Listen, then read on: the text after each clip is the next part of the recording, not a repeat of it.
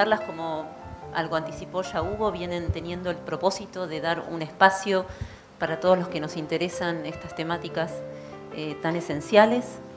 Y es un espacio de intercambio, de debate y de intercambio no solo de pensamientos y de ideas, sino también de emociones parecidas. Es un lugar para encontrarnos todos los que sentimos profundamente estos temas.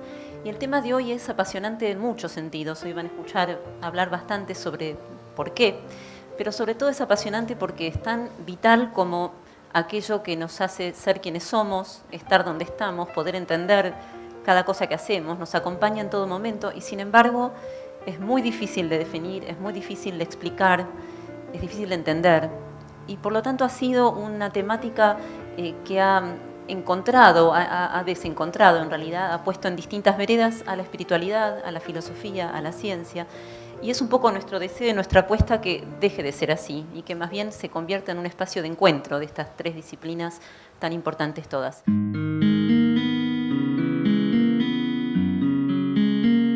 Yo no vengo de un espacio intelectual, pero vengo de un espacio más de experiencia, de investigación en el laboratorio de mi propia vida. Y que comenté con ellos que cuando mi mamá, yo estaba con 15 años y ella estaba haciendo una operación y murió durante unos minutos. Así declararon así. Y ella volvió para decir que hubo, ¿no? Eso fue antes de estos libros y los estudios y todo, yo no sabía nada. Pero el hecho de que ella estaba yendo en dirección a la luz, estaba mirando hacia atrás, viendo su propio cuerpo, yo con 15 años, súper curioso, yo quise entender de qué cosa es esa que puede desplegar, desapegarse de la forma física y está en otra dimensión a la vez, ¿no? Ahí fue atrás y comencé un camino más meditativo, diría, que empezó incluso con 6 meses de silencio solo en Marruecos, trabajando con 21 años de edad, imagínense, tratando de entender los secretos del universo. Imaginen la pretensión, arrogancia. Y bueno, me fascina ese tipo de panel porque entre las visiones y experiencias diferentes, ¿no? Hay mucha belleza en la pluralidad de opiniones y que puede ser que estamos hablando la misma cosa con palabras diferentes, ¿no? Porque si pienso que me describe el sabor de una frutilla, va a decir que ácido, dulce, suculento. Y si pregunto qué es amor, bueno, es también ácido, un poco dulce, ¿no? O sea, es complicado.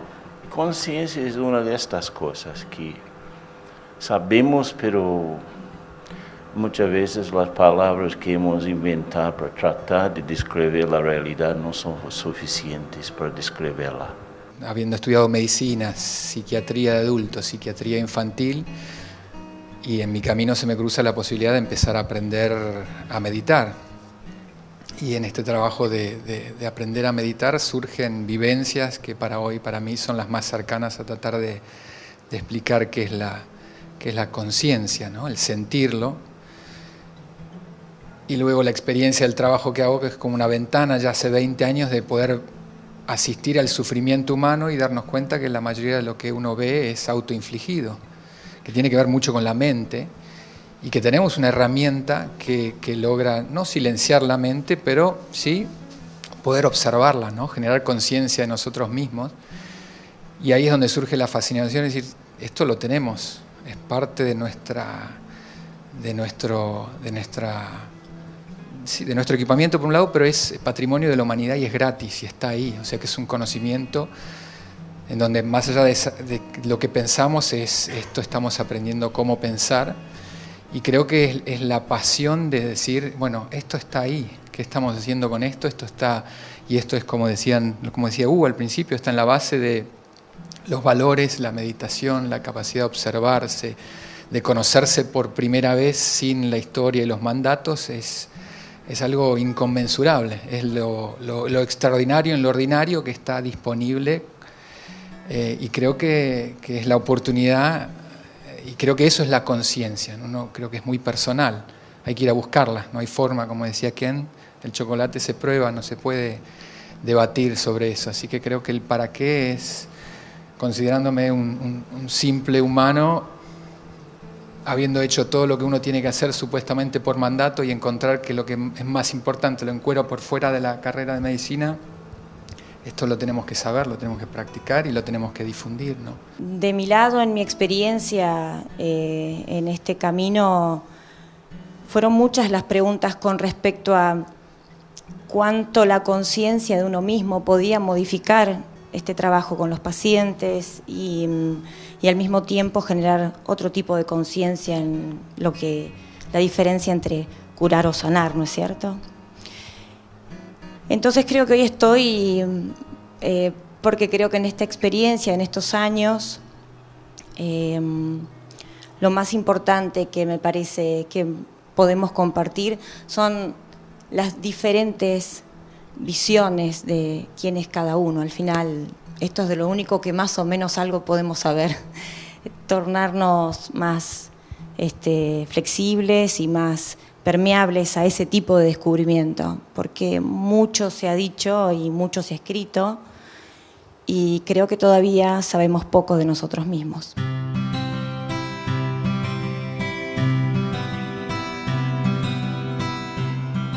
La conciencia es un campo fundamental del universo. Es una dimensión a través de lo cual podemos hablar de un universo no estéril.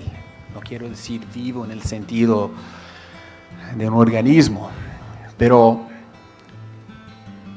goza de un anima mundi por tener esta dimensión. El campo de la conciencia es holográfico,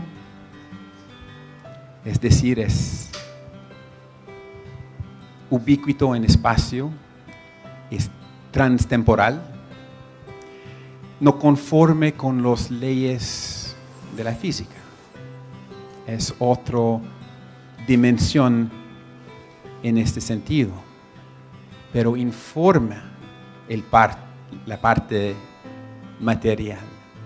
Entonces, con nuestros 5 sentidos, tenemos acceso a todo lo que percibimos y consideramos el universo. Y a través de nuestras tecnologías, que son extensiones de nuestros 5 sentidos, podemos seguir explorando esta dimensión.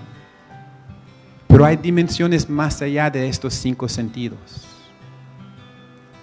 Y tenemos otros sentidos capaces de acceder a este campo. Otras maneras de saber, pero no que podemos poner a la prueba con la tecnología, que son extensión de nuestros 5 sentidos. Entonces, terminando esto, hay una dimensión del material y energía, de las cosas que podemos comprobar de maneras empíricas con nuestras ciencias de los 5 sentidos, y eso lo llamamos el universo. Pero hay algo más allá del universo, que es el cosmos. Y el universo es un aspecto, una dimensión del cosmos. La dimensión de la conciencia informe, literalmente pone forma dentro del universo. Entonces, una manera sucinta para decir qué es la conciencia es que la conciencia es el proceso del universo tomando forma. Somos la pieza de tecnología por lejos más desarrollada que existe sobre la faz de la Tierra, ¿no? En cuanto a lo biológico y lo complejo, y la mente es quizás por encima de eso algo que también parecido a la conciencia es muy difícil de definir, pero es un instrumento al cual, cuando hablamos de autoindagación, estamos hablando de uno, quizás la impresión es que uno puede empezar a ponerle vivencia a las definiciones de conciencia a través de la mente, pero cuando la mente de alguna manera encuentra un silencio suficiente para poder trascender todos los mandatos o la cultura, las historias que tenemos permanentemente en este cuentacuentos que es la mente, ¿no? Que seguramente va a seguir contando. Quizás el desarrollo es la capacidad de observar para poder observar lo que está acá, pero también poder observar simultáneamente lo que está más allá. Que hoy en la ciencia esto se llama metacognición, ¿no? Ya no tenemos que hablar de meditación, sino por suerte tenemos una palabra elegante que evita los prejuicios, entonces uno habla de metacognición. Y de nuevo, un instrumento que estamos aprendiendo a conocer cómo usar, ¿no? Yo no sé si esta frase de que conocemos solamente el 10 o el 40% del cerebro, en realidad estamos hablando de la mente. Y al ser una especie en evolución, que estamos evolucionando todavía, y que la mayoría de nuestros sentidos aparecen porque existe un estímulo y aparece una voluntad, el ojo, la vista aparece porque hay una confrontación entre la luz y un determinado número de células que tienen la intención de ver. Y hoy, en esta decisión consciente de quién queremos ser y a qué queremos obedecer en cuanto a la información o una comprensión más elevada, considero que estamos desarrollando el instrumento que nos va a poder acercar individualmente a esta definición de conciencia como algo vivencial, más allá de lo que podemos leer. Y el instrumento lo tenemos y estamos diseñados quizás para esto, ¿no? Si uno analiza la evolución de las especies, analiza la evolución del ser humano como especie, analiza cómo se da el apego y el desarrollo infantil y cuáles son las características del apego seguro, cuáles son las características de una empresa que funciona, la mayoría de las veces es esta conciencia del bien común. O sea que estamos, creo que recién empezando a entender que la conciencia, o en mí, yo estoy empezando a entender en realidad que tiene mucho que ver con entender el amor, la compasión, la paz, la verdad, la humildad, el asombro, desde un lugar de no necesidad, donde uno ya resuelve, y ahí uno empieza a sentir que esto, hay algo de lo que dicen todos los libros en la antigüedad, que uno tiene la posibilidad de empezar a tener atisbos de. Así que creo que, en mi opinión, de vuelta desde lo vivencial, la conciencia es esa sensación de que uno pertenece a algo y está conectado con todo, que se prende y se apaga dependiendo de cómo aprendemos a ver y estar presente la mayor parte del tiempo y olvidarnos y angustiarnos y después volver a darnos cuenta y volver a un presente. O sea que es una práctica el sentir la conciencia o entenderla, quizás en palabras en primera persona, ¿no? Yo veo la conciencia como al que la posee la confirmación de su existencia. Y hay como diferentes niveles de conciencia, ¿no? O sea, a lo mejor lo que más estamos hablando es de la conciencia humana, pero es como que hay distintos niveles. Me parece que nadie duda que los animales también tienen conciencia. O sea, tienen conciencia de su entorno, saben lo que está pasando, si están en peligro, si van a tener algo que comer o tomar, o tienen que correr, o lo que fuera. O si están en un ambiente pacífico o agresivo. Y la conciencia humana tiene como carácter, así pensando un poquitito qué características le puedo ver, es que es autorreflexiva, que eso es una característica que a lo mejor no tienen los animales. Tiene la capacidad de pensar sobre sí misma, tiene la capacidad de hacer preguntas, que después habría que ver si los animales tienen capacidad de hacerse preguntas o no. Utiliza el lenguaje, utiliza las percepciones, puede percibir cosas como la interconectividad de las cosas y sentirlos hasta en la última célula, hacerla vibrar de su cuerpo y no sabemos cómo. Puede pensar sobre cosas abstractas, tiene la capacidad, a través de la conciencia, de hasta poder descubrir y descifrar el lenguaje matemático de las fórmulas de cómo funciona el universo. O sea, la conciencia humana tiene características muy interesantes. Y después supongo que debe haber conciencia suprahumana, porque es muy difícil que emerja algo que están haciendo de todo un campo y que tiene una característica que el campo no lo tiene. Eso sería muy ilógico y a lo mejor mucha soberbia humana que así sucediera. Y después ahí está la conciencia más allá en el universo, la conciencia cuántica. Y esa conciencia es una conciencia increíble. Me parece que debe existir por lo menos la conciencia de la interconectividad de todas las cosas en el universo. Y después esto de que se necesita un observador para generar la realidad, que es algo, un misterio que tenemos a través de la física cuántica. Y después que el universo nos devuelve lo que buscamos. O sea, cuando se hacen los experimentos onda-partícula con los fotones y demás, si queremos medir fotones, nos dice que son fotones. Y si queremos medir ondas, nos dice que son ondas. Entonces, esa dualidad que existe nos responde.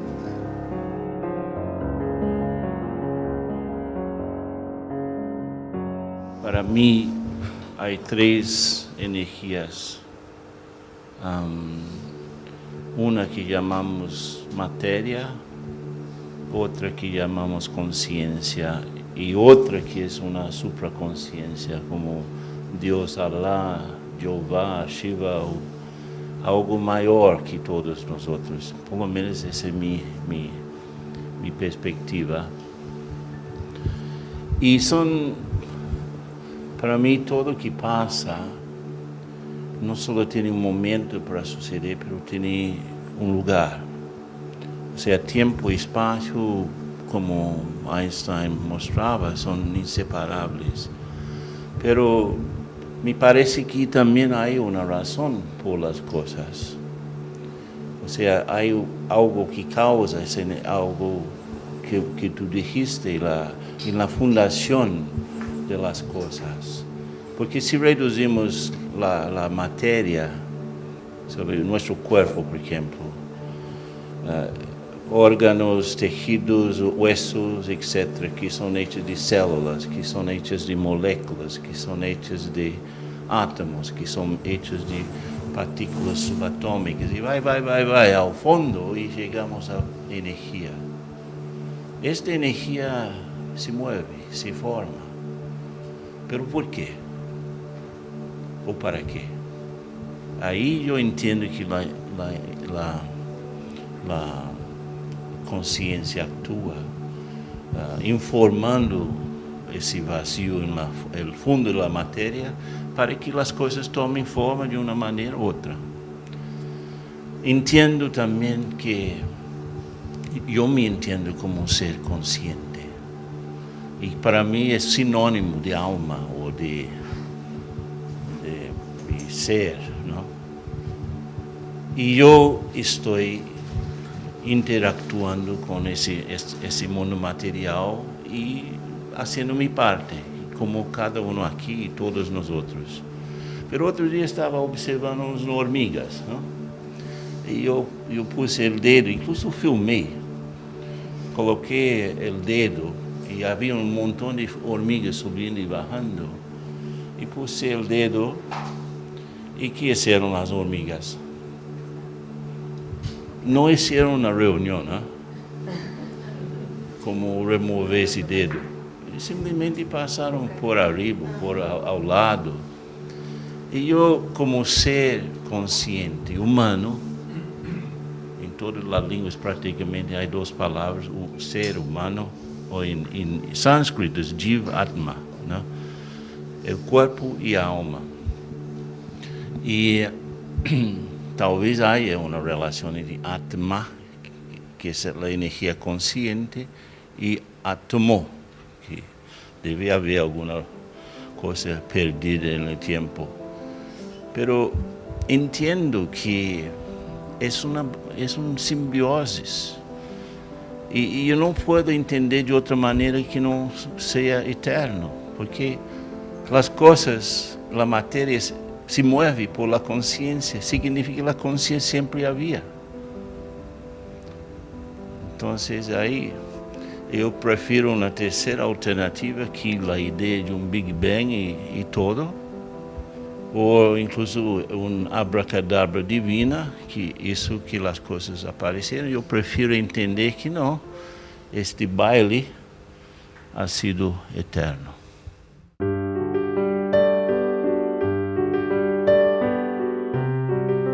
Veo lo que le sucede a una persona cuando tiene un daño cerebral y cuando hay un daño concreto en una zona del cerebro y el tipo de secuelas que esto produce, ¿no?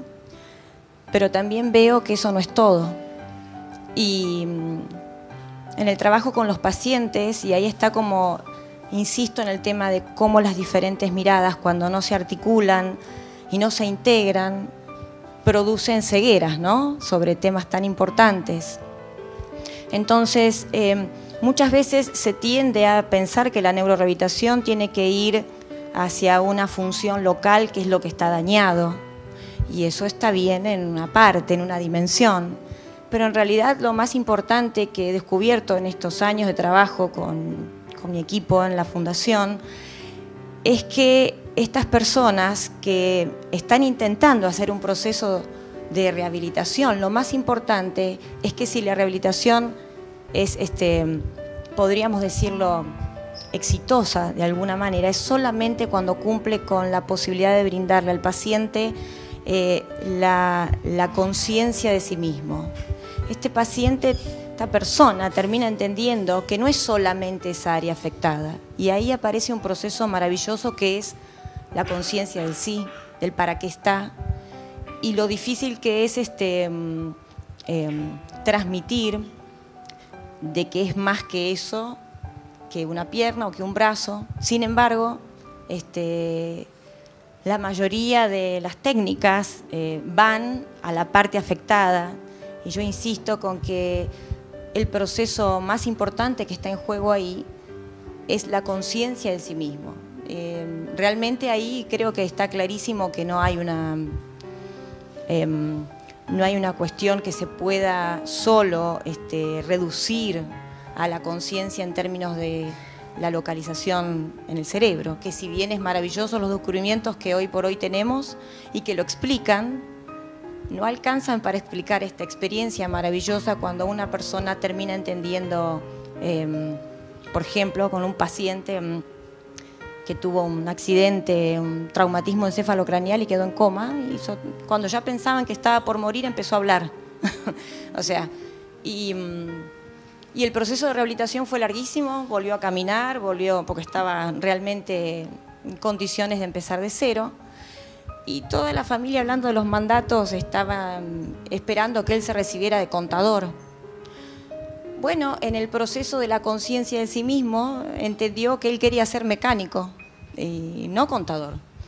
Y la forma en que se volvía consciente fue primero empezar a descubrir que tenía intención de reparar y que tenía intención de hacer algo con las manos. Terminó descubriendo la vocación esencial. Creo que debe ser uno de los pocos que está cursando mecánica, ya terminó con andador. Y ahora está haciendo un posgrado de motores de alta competición. Y está entrando a hacer una pasantía en Ferrari.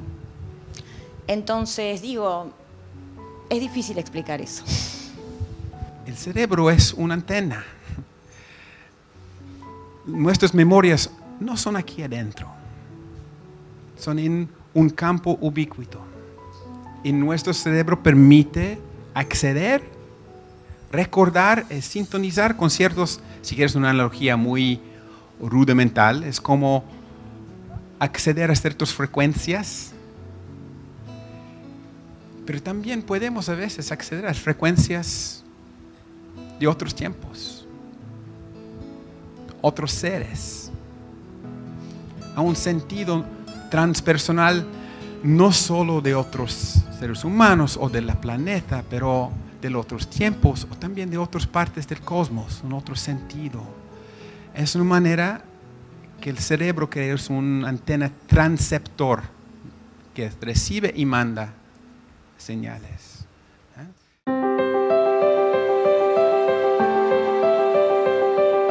¿Cómo explicar que un niño de 8 años tiene la capacidad de describir un cuarto en una casa, en un otro país, en el cual nunca estuve en este momento como niño, pero con cierta fidelidad, ¿no?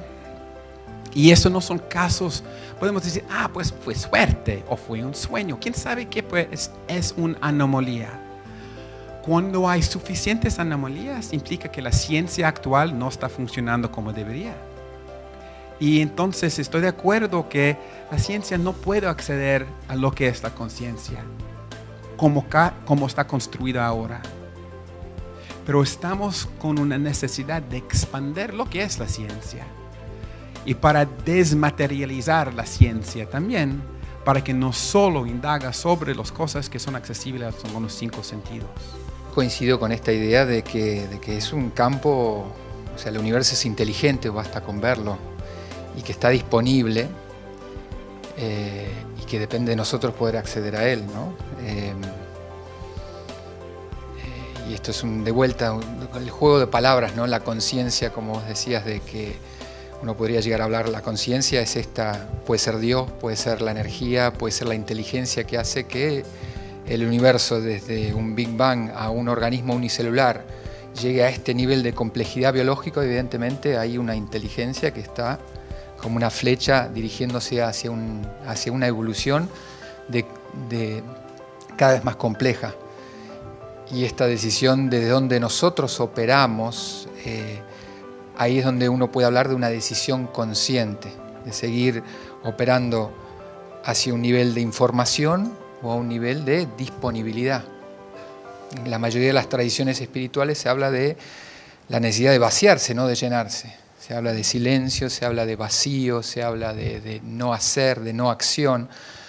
Y esto se viene remarcando hace 5.000 años, ¿no?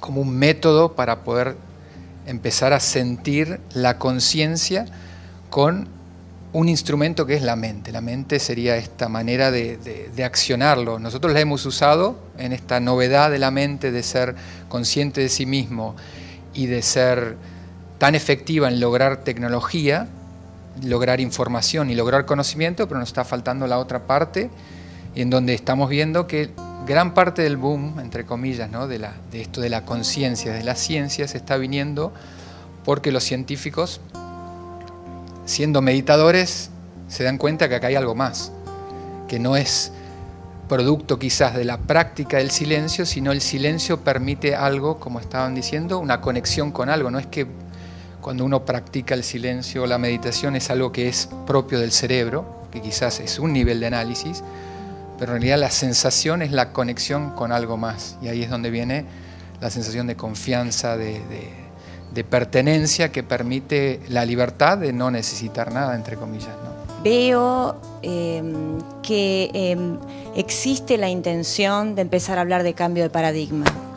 Creo que eso insiste porque la experiencia, tanto de algunos científicos o profesionales a nivel personal, como en la experiencia misma, con los pacientes o en la investigación, supera ampliamente la forma en la que el método científico tradicional newtoniano ha intentado explicar la realidad.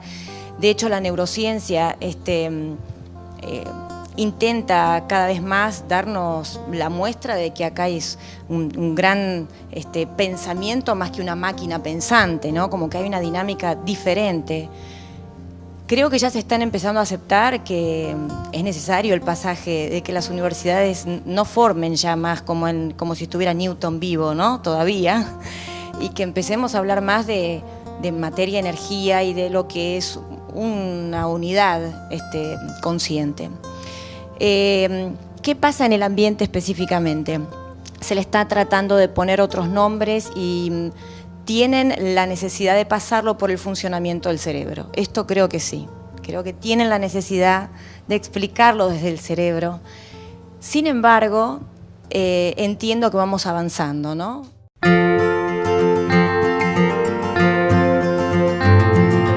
Argentina, Bolivia y Colombia son ficciones que residen en nuestra conciencia, porque no son intrínsecas, ¿no? Una polilla en la frontera de Brasil y Argentina ¿no? Es una polilla argentina o una polilla brasileña, ¿no? Entonces, vivimos, creamos estructuras de creencias, y eso sí es la manifestación de nuestra conciencia humana, ¿no? Que sea a través de un campo, sea a través de una luz consciente, lo que sea. Pero vivemos en las consecuencias individuales y colectivas de nuestra conciencia.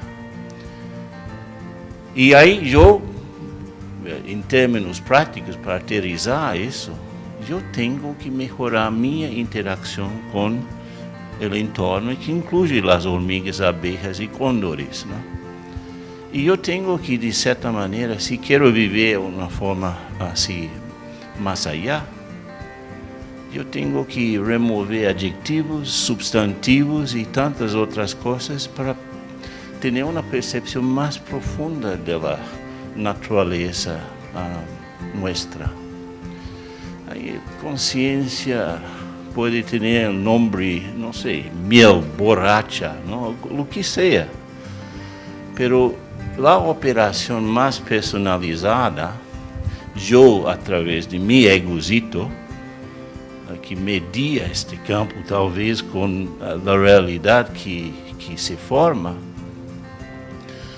yo tengo que, si digo mejorar la conciencia, ahí ya es otro debate, ¿no? Como yo, en mi entorno, en mis interacciones con las personas, cómo puedo mejorar el dar y recibir, que es el sentido de la propia vida, ¿no? No hay un instrumento inventado por el ser humano más sensible que el ser humano. Nosotros somos capaces de detectar cosas que ningún instrumento puede detectar, pero tenemos que estar presentes, conectados para hacer eso. Si estamos en un nivel de ruido, de otros pensamientos y otras cosas, no entra. ¿Verdad? Entonces, por eso la meditación está súper importante.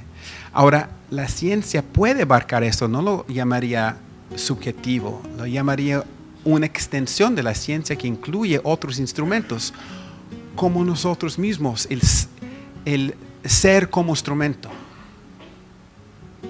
El yo como instrumento del universo, de la experiencia, y ahí comunicarlo.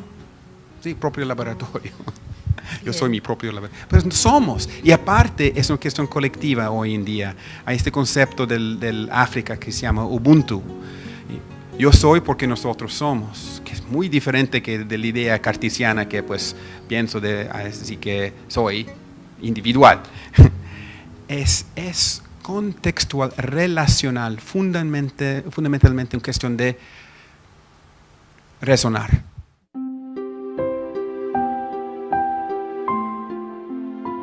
Si hoy estamos tan interesados en el mindfulness y la meditación, y eso proviene de culturas de 5.000 años, hay muchas cosas que las culturas han dicho también que quizás que tiene que ver con atributos esenciales del ser humano, ¿no? En el Raja Yoga o en el budismo hablan de algo primordial, de la bondad primordial, de la confianza primordial, que es parte de nuestra esencia. Un atributo es algo que define algo por el solo hecho. Una naranja es naranja, el color no solo define la naranja, sino es la naranja misma. Y esta visión de que el ser humano es, que esto ya está, no es que él tiene que adquirir algo afuera, tiene que ver más que con aprender, con desaprender.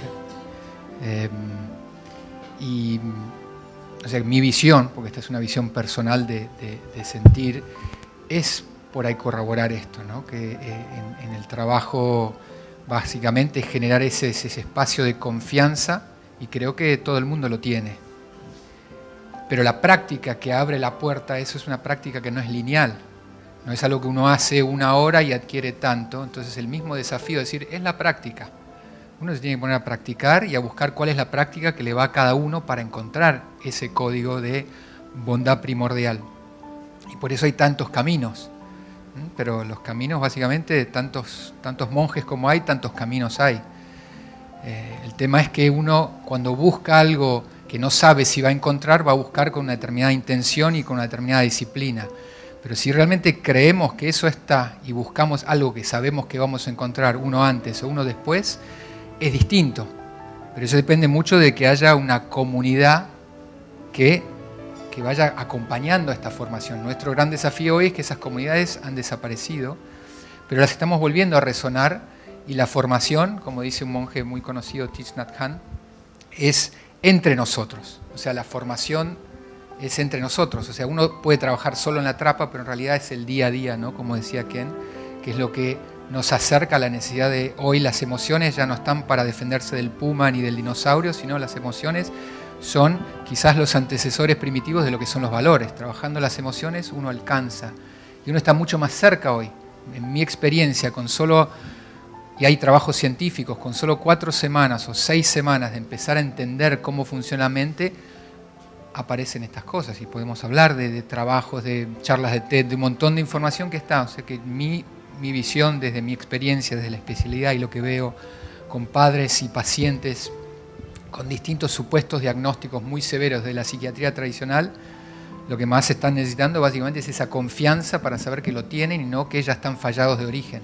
Hay 4 niveles de diálogo. El diálogo con uno mismo, que es importante cultivar, escuchar, ser presente y escuchar de manera que no hay siempre un diálogo atrás de que tengo que hacer las compras y oye, tengo esto otro pendiente. Realmente escuchar más a fondo al alma. Hay el diálogo entre la sociedad con los otros, al diálogo con la naturaleza, y hay el diálogo con nuestros antepasados y las generaciones que todavía no están. Y luego hay 3 diferentes niveles de transpersonalidad, que Stan Grof habla de estos diferentes niveles. Pero entonces, las dimensiones de inmersión y de conexión y de información son todos estos diálogos.